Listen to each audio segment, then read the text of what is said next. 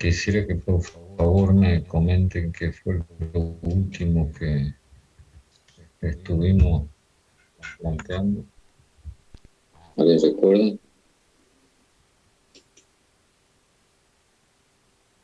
Estamos hablando de refrigeración, por supuesto. Ingeniero, comenzamos el tema de instalaciones de refrigeración. Eso fue lo último que hicimos en la última clase, la introducción a lo que es instalaciones de refrigeración. Ya, bueno, gracias.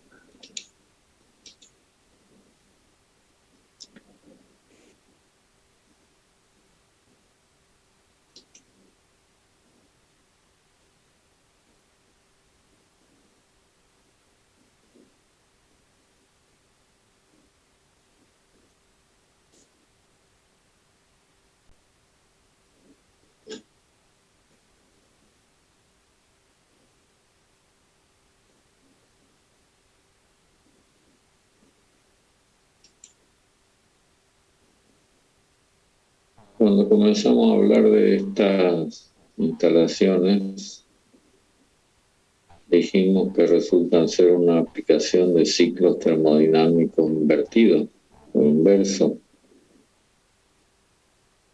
Y entonces necesariamente tenemos que iniciar el análisis a partir del ciclo de Carnot.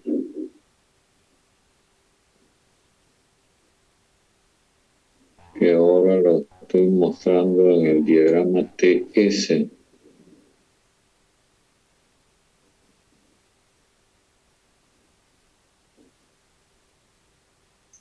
Entonces dijimos que cada una de estas transformaciones, en teoría, podrían ser ejecutadas en distintos tipos de aparatos o dispositivos, y eso dio lugar a la instalación que a continuación voy a graficar.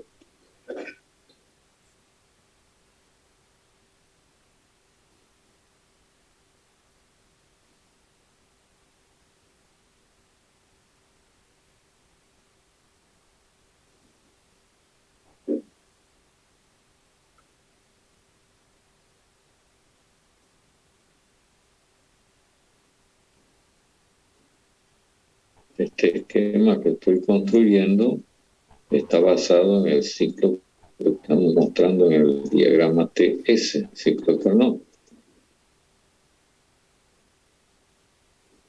Y entonces un marco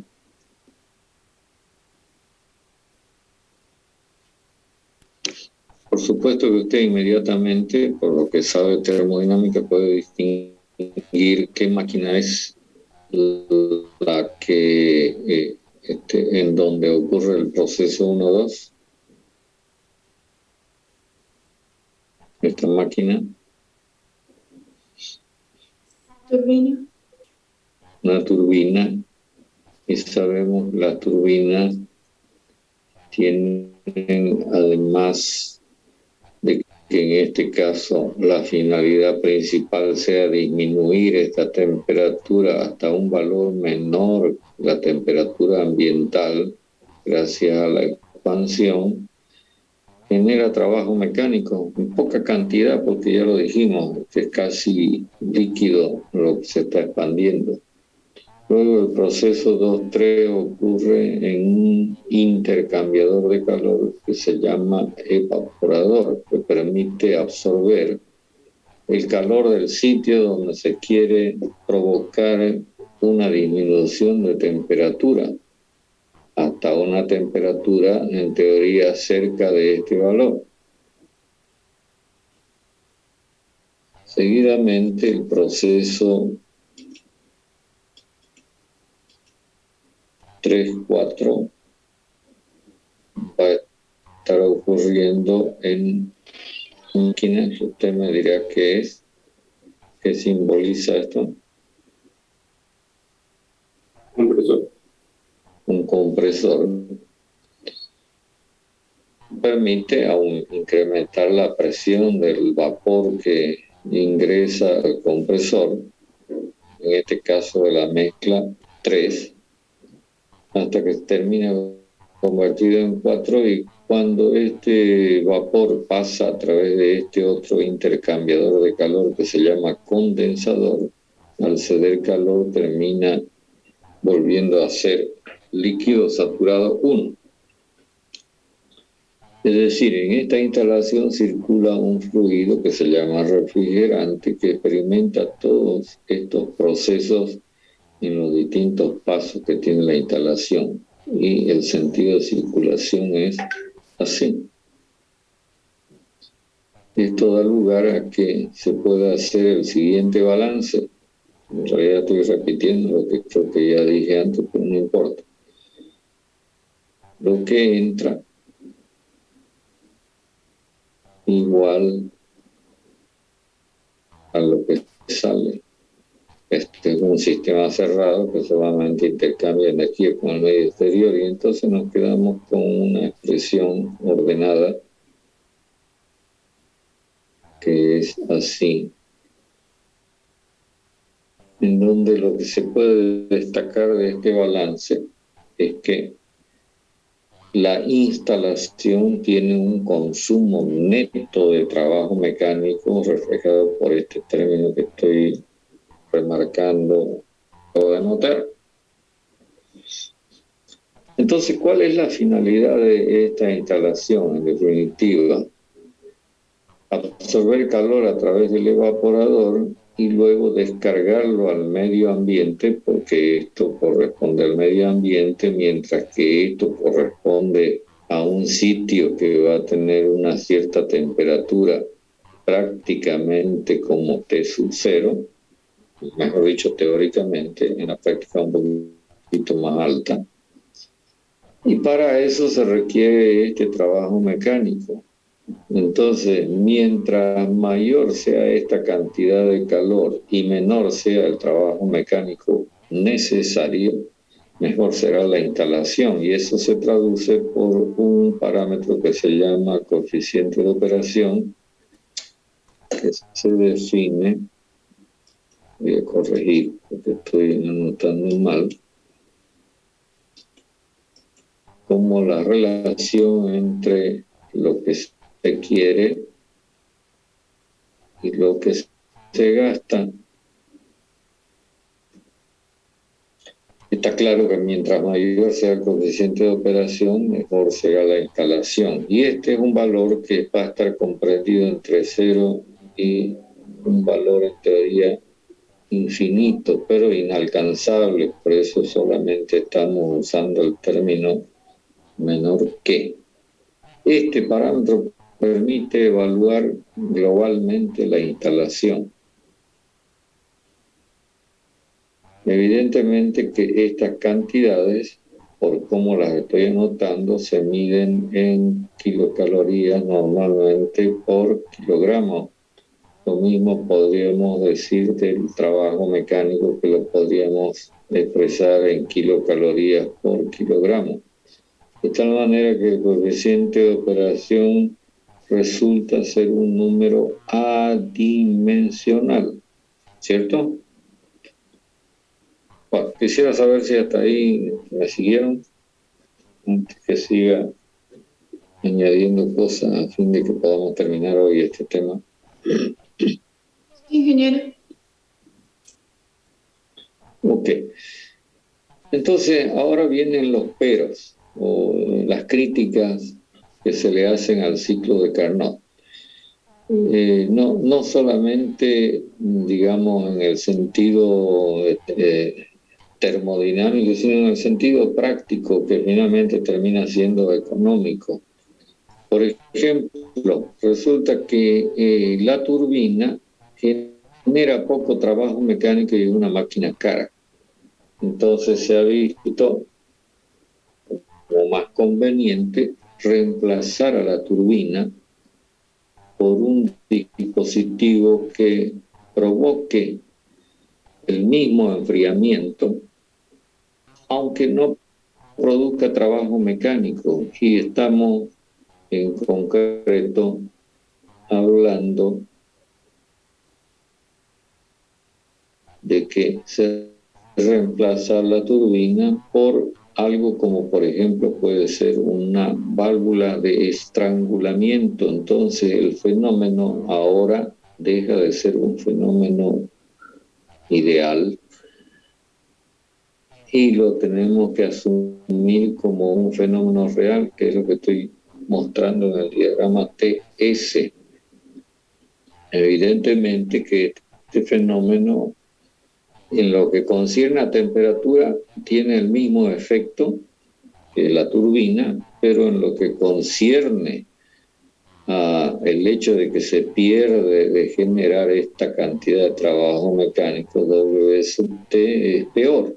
Sin embargo, en términos prácticos, vuelvo a repetir, por lo menos hasta el día de hoy es más conveniente, porque una válvula, que sería, digamos, el dispositivo de estrangulamiento más representativo, uno de los más usados en los sistemas de refrigeración, es algo muy sencillo y tremendamente barato en términos relativos. Entonces, en todos los sistemas de refrigeración por compresión, si los que usan compresor, no se va a encontrar en ningún momento una turbina, en un dispositivo de estrangulamiento, que voy a aprovechar para indicar que entre estos dispositivos de estrangulamiento nos podemos encontrar con uno que es el más simple, el más barato. Claro que tiene su, digamos, crítica, es el llamado tubo capilar. Después entramos en el rango de válvulas, entre las cuales podemos anotar la válvula flotador, la válvula de presión constante, que también se llama válvula reguladora de presión, y la válvula termostática de expansión. Esta y esta son las más utilizadas. Entonces yo les dejo como tarea que usted investigue las características de cada uno de estos dispositivos de estrangulamiento y conociendo esas características, lógicamente usted va a poder apreciar en qué momento se aprovecha cada uno de estos dispositivos. ¿Estamos claros con esto?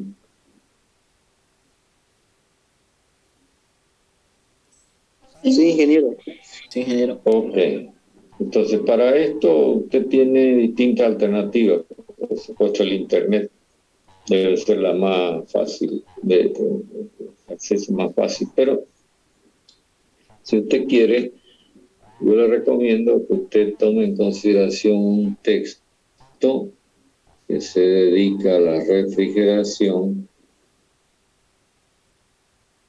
cuyo autor es este señor que estoy anotando, Stoker, que también le va a servir para el último tema que tenemos previsto en el programa, la materia referente a ciclometría.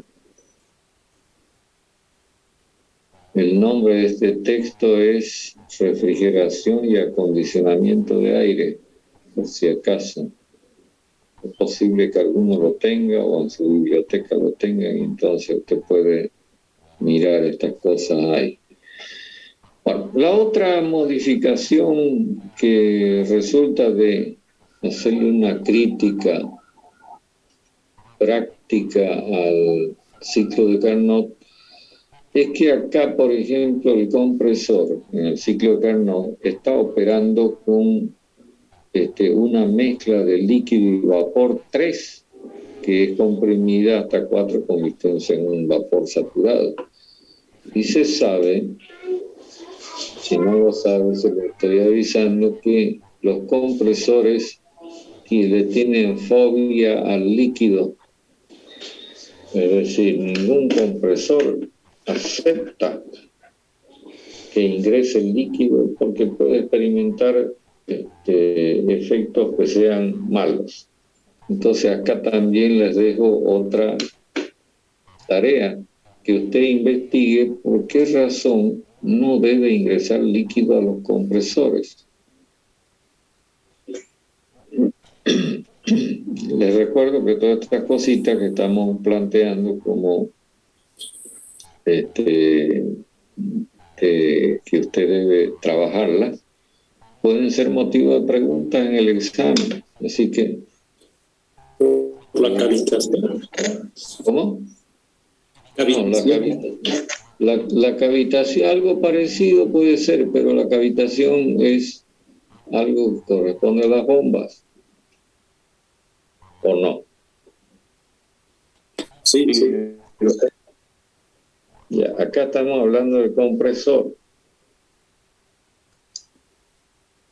Entonces, en las bombas no debe entrar algo gaseoso, ¿no? En estado de vapor.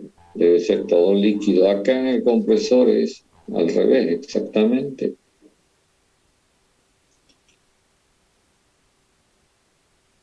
De todas maneras, es sencillo. Es cuestión de que usted se tome unos minutos, ponga en el internet por qué los compresores no pueden trabajar con líquido y va a tener 1000 y una respuestas. Y entonces usted ya se interioriza del asunto y si en algún momento alguien se lo pregunta, pues ya tiene una respuesta. ¿Listo? Entonces, ¿qué se hace para plantear teóricamente, digamos, una corrección a esta problemática de que no debe ingresar líquido al compresor y hacer que el ciclo que planteemos no sea tan teórico? Lo que se plantea es que por lo menos ocurra en lugar de 3, 4 algo como esto, 3', 4', es decir que del evaporador, este dispositivo que tenemos acá, que estoy representando, en lugar de 3, debe salir 3'. Es decir, el evaporador de alguna forma debe garantizar que lo que salga de él sea 100% vapor. Y entonces este vapor, que como mínimo debe ser vapor saturado, podría ser vapor recalentado, va a terminar en la condición 4', que pasando por el condensador, este dispositivo que permite eliminar calor del refrigerante, termina convirtiéndose en 1. Y entonces así nos encontramos con un circuito y un ciclo, un nuevo ciclo que se llama ciclo estándar de refrigeración o también ciclo saturado simple, que se usa como patrón, términos de esta materia termodinámica, para los análisis correspondientes de los sistemas de refrigeración por compresión, por supuesto. En este caso, el coeficiente de operación ya va a tener que experimentar alguna modificación, porque en realidad sería el valor Q sub 0 absorbido a través del evaporador dividido por el trabajo de compresión, porque ya no habría este trabajo generado por la turbina. Y simplemente voy a añadir algo más que se usa en el lenguaje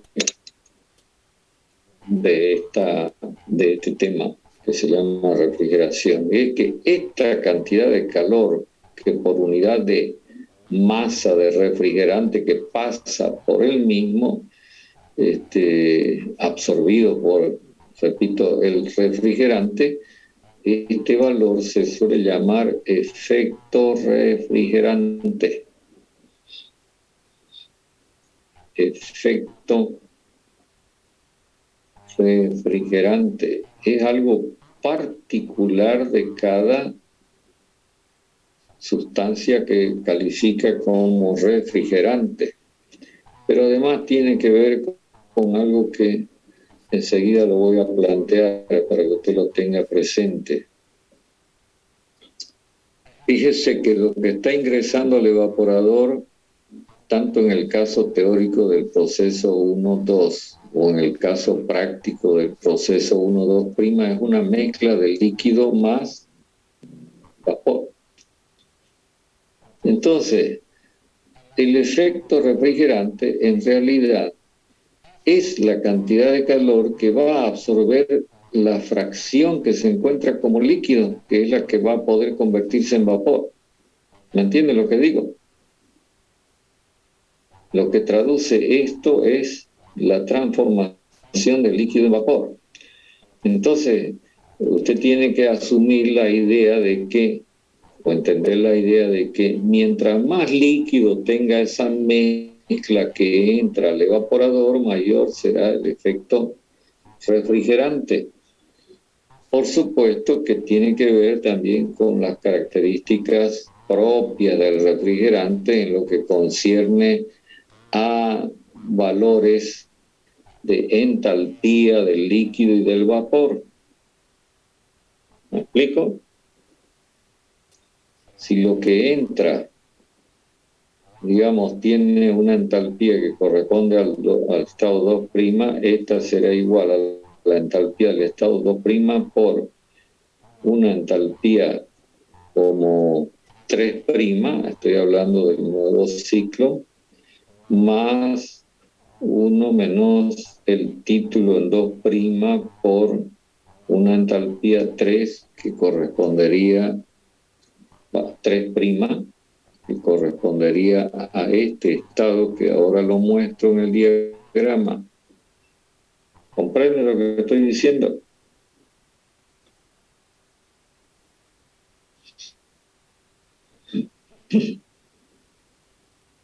A ver, ¿tienen alguna pregunta, alguna consulta? Estas cosas las pueden poner más en claro si leen el documentito que yo les mandé, que no es muy curioso, entonces rápidamente lo pueden. Ingeniero, disculpe una preguntita. Entonces, en el diagrama pasaríamos a tener dos puntos 3', uno que esté en vapor saturado y otro en líquido saturado. No, lo que estoy diciendo es que este estado 2' es una mezcla de este líquido 3' y de este vapor. Ah, ya, es que puse 3', ¿no? Voy a ponerle doble prima. Gracias. Corrijo. Gracias por la observación, corrijo, porque el 3' ya lo tenemos acá, ¿no? Entonces, este sería 3' y 3 doble prima. Está claro ahora, ¿no? Sí, ingeniero. Ya. Entonces, repito, este estado 2' es una mezcla de 3, este líquido saturado 3 doble prima y este vapor saturado seco 3'. Entonces queda corregida la expresión de esta manera. Por lo tanto, el efecto refrigerante tiene que ver con el título en 2', ¿no? Y más concretamente con este valor, que es 1 menos el título. Y lógicamente con las características propias de cada refrigerante. Me refiero a la entalpía del líquido saturado y la entalpía del vapor saturado seco. Bueno, no sé si hay alguna otra observación o pregunta en relación con esto que estamos planteando. Si no, paso al siguiente detalle. Voy a borrar un poco porque lo que viene es bastante importante.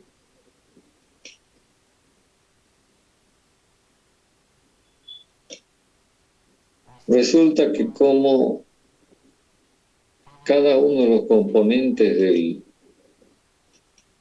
de la instalación que estamos graficando, tratados como sistemas termodinámicos, por ejemplo el evaporador o el compresor o el condensador o el dispositivo de estrangulamiento, Los podemos asumir como sistemas abiertos de una entrada y una salida y en condiciones estables, ese sistema F. Eso acarrea como consecuencia que el flujo másico de entrada sea igual de salida, porque hay una entrada y una salida nomás. Y este a su vez es el de entrada al siguiente, de salida igual al de salida, que es el de entrada al siguiente. Por lo tanto, en esta instalación el flujo másico es uno solo y constante. ¿Por qué digo uno solo? Porque hay instalaciones en donde aparecen otros artefactos que hacen que los flujos se dividan y luego se vuelvan a reunir. Entonces, esto ya no correspondería, lo aclaro. Entonces, a partir de esta consideración, nosotros podríamos modificar la expresión del coeficiente de operación multiplicando. Y ya le voy a cambiar a la expresión usando la denominación que hemos establecido antes para este valor. Así. Y entonces, cuando yo multiplico el flujo másico por el efecto refrigerante, voy a tener como resultado las kilocalorías por minuto que, por ejemplo, se absorben acá en el evaporador, y en el denominador voy a tener las kilocalorías por minuto también, pero en este caso de trabajo mecánico que se consume a través del compresor. ¿Estamos claros con esto? Sí. Ok, este producto del flujo másico por el efecto refrigerante es una variable tremendamente importante que es la que origina todo el diseño de la instalación, que se llama capacidad de refrigeración. Y se suele anotar con la letra C mayúscula. Mientras que el denominador, producto del flujo másico por el trabajo de compresión, no es sino lo que conocemos como potencia mecánica. Por lo tanto, el coeficiente de operación podrá ser expresado como esta relación, que es más conveniente porque la base de cálculo, fíjese que es el tiempo, que es único para cualquier situación. ¿Me entienden? Si bien la capacidad de refrigeración se mide en kilocalorías por minuto, kilocalorías por hora, también se puede medir en otra unidad que es específica de este campo, que se llama la tonelada de refrigeración. Tonelada de refrigeración. Entonces usted va a investigar qué es esto, cuál es su definición, cuál es su equivalencia con las kilocalorías por minuto o por hora, por ejemplo. Entonces podríamos poner así, simplemente por poner un caso de cómo se expresan estas cantidades. Este valor C, la capacidad de refrigeración, significa determinar qué cantidad de calor por unidad de tiempo debe ser absorbido a través del evaporador. Y entonces, ¿eso de qué va a depender? De la situación en la que estemos usando el sistema de refrigeración. Es decir, por dar un ejemplo, usted está diseñando una cámara donde va a guardar determinados productos, la cámara va a tener tales dimensiones, etcétera, y tal temperatura va a haber en el interior, y entonces a partir de todo ese conocimiento de la aplicación que usted va a hacer de la refrigeración, usted va a poder llegar a determinar este valor. Si a usted le interesa este asunto, entonces en el mismo texto que mencionaba anteriormente, el Stoker, usted puede dirigirse a un capítulo que se llama así como carga de enfriamiento, y ahí va a poder apreciar qué es lo que se procesa para llegar a establecer este valor. ¿Está claro lo que estoy diciendo? Entonces, cuando usted conoce el valor C y conoce el efecto refrigerante que ya hemos dicho depende de tales asuntos, y más concretamente del tipo de refrigerante y las condiciones en las cuales se va a usar, me refiero a condición de temperatura o condición de presión, entonces usted, conociendo este valor, va a poder determinar el flujo máximo que debe circular en la instalación. Y esto es lo que me va a permitir dimensionar todo el equipamiento. Si no procedo así, no puedo saber de qué tamaño debe ser el sistema de refrigeración. ¿Comprende lo que digo? Sí. Simplemente por dar un ejemplo, cuando usted va a comprarse un equipo de aire acondicionado, lo primero que le van a preguntar es de qué capacidad lo quiere, pues, ¿no? ¿Y cómo va a saber usted? Entonces tiene que hacer todo un trámite de cálculos previos para determinar este valor. Entonces, con este valor usted va a estar seguro de que lo que compre le va a servir y no va a resultar, digamos, malgastar la plata. También la potencia se suele medir en HP, en CB y muchas veces, la mayoría de las veces en kilovatios. ¿Por qué en kilovatios? Porque el trabajo mecánico que recibe el compresor normalmente lo hace o lo recibe a partir de un motor eléctrico.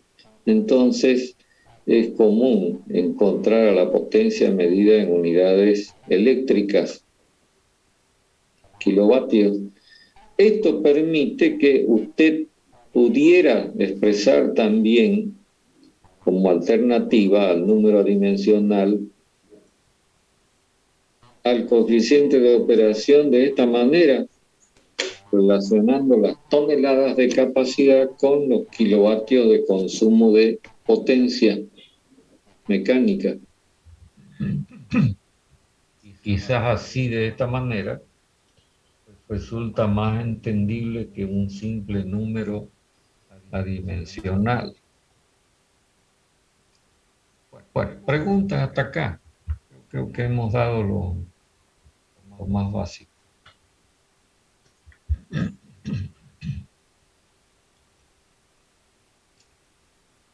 De todas maneras, ustedes tienen el documento que yo les mandé al final de la clase, de la última clase que tuvimos. Entonces ahí se pueden entretener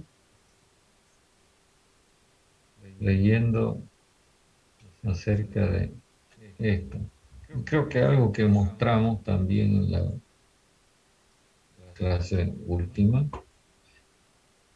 fue cómo se traduce el ciclo saturado simple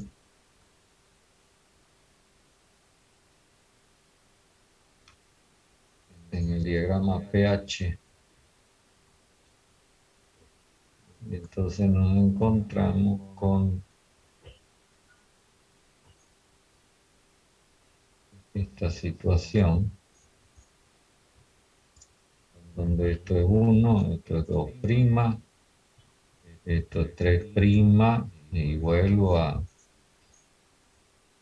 esto es 3 doble prima y esto es 4. Y simplemente voy a añadir que la ventaja que ofrece este diagrama pH frente al diagrama TS es que acá en abscisa se muestran los valores de entalpía, que son los valores que me van a permitir determinar cuánto es el efecto refrigerante, cuánto es el trabajo de compresión. ¿Entiende, no? Porque usted debe recordar que la primera ley de la termodinámica para un sistema como este, estable de una entrada y una salida, establece esto obviando cambio de energía cinética y energía potencial. Entonces, los intercambios de calor van a estar dados por cambio de entalpía de la misma manera que los intercambios de trabajo mecánico.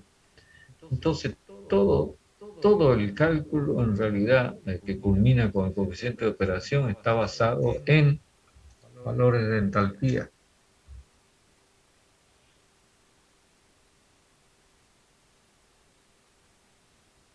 ¿Preguntas?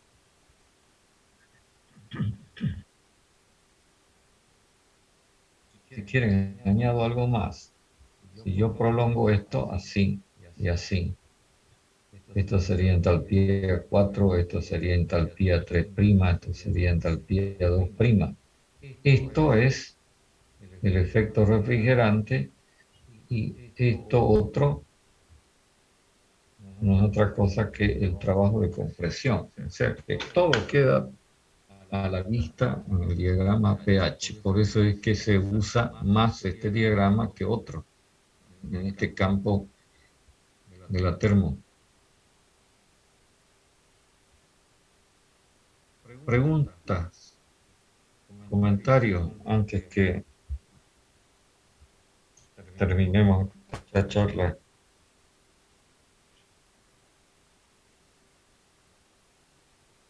Al final del documento que usted tiene en sus manos, que yo les envié, usted tiene una explicación bastante resumida de lo que es un sistema de refrigeración muy parecido a este, pero que no usa compresor, que se conoce con el nombre de sistema de refrigeración por absorción. Mírelo este fin de semana y el próximo día martes hacemos unos comentarios rápidos antes de que ingresemos al siguiente tema de la materia. ¿De acuerdo? Listo, ingeniero. Bueno, no sé, aprovechemos, quedan 2 minutos si quieren hacer alguna pregunta. Y algo más que les voy avisando es que dentro de una semana y media más o menos vamos a tener que estar dando examen. Así que vayan haciéndose la idea de que el examen está a la vuelta de la esquina.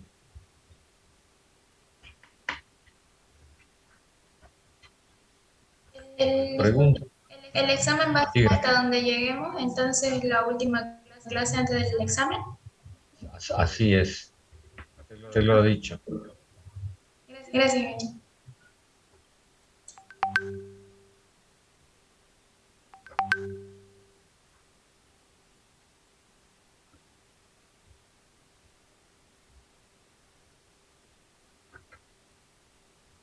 ¿Alguna otra cosa se les ocurra?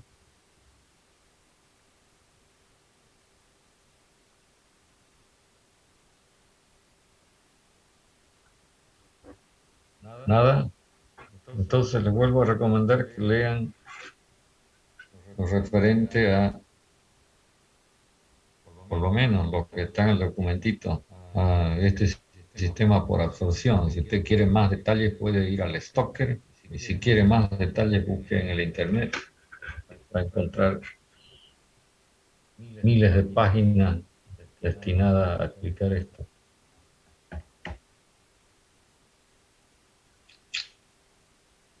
Bueno, quedamos entonces así. Los espero el próximo día, martes. ¿Listo? Hasta luego, ingeniero.